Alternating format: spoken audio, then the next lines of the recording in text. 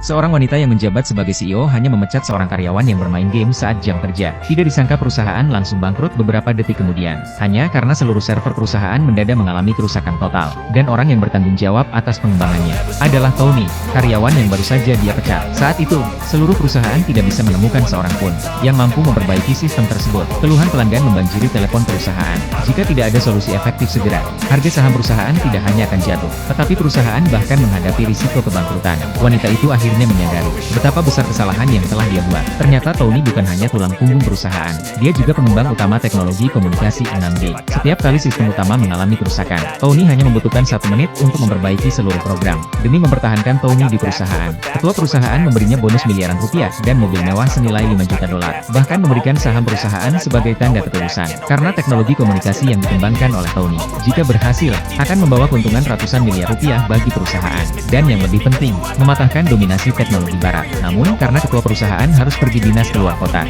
dia menunjuk putrinya yang baru kembali dari luar negeri sebagai CEO sementara. Tetapi wanita muda itu sama sekali tidak memahami proyek perusahaan. Pada hari pertamanya menjabat sebagai CEO, dia langsung berencana melakukan reformasi besar-besaran pada perusahaan. Saat tiba di kantor, dia melihat Tony sedang bermain game saat jam kerja. Tanpa pikir panjang, dia mengambil gelas di dekatnya dan menyiramkannya ke wajah Tony. Kemudian dia langsung mengumumkan di depan umum bahwa Tony dipecat. Tony yang melihat hal tersebut, meminta wanita itu untuk bertanya kepada ketua perusahaan terlebih dahulu. Namun asisten langsung memberitahu bahwa keputusan CEO adalah keputusan ketua perusahaan. Melihat sikap arogan dan tidak masuk akal dari wanita tersebut, Tony malas berdebat. Dia hanya memperingatkannya untuk tidak menyesal nanti. Lalu Tony mulai mengemas barang-barangnya. Namun karyawan perusahaan yang melihat kejadian itu, berlomba-lomba memohon agar Tony tidak dipecat. Mereka mengatakan bahwa Tony adalah kunci utama teknologi perusahaan. Jika dia pergi, tidak ada yang bisa memperbaiki sistem jika terjadi masalah. Tetapi sang CEO muda tidak peduli. Dia bahkan mengklaim bahwa orang seperti Tony tidak memiliki pengaruh pada perusahaan. Dia tetap bersikeras agar Tony keluar dari perusahaan. Namun sesaat setelah Tony meninggalkan perusahaan, seluruh server langsung runtuh. Para karyawan panik total.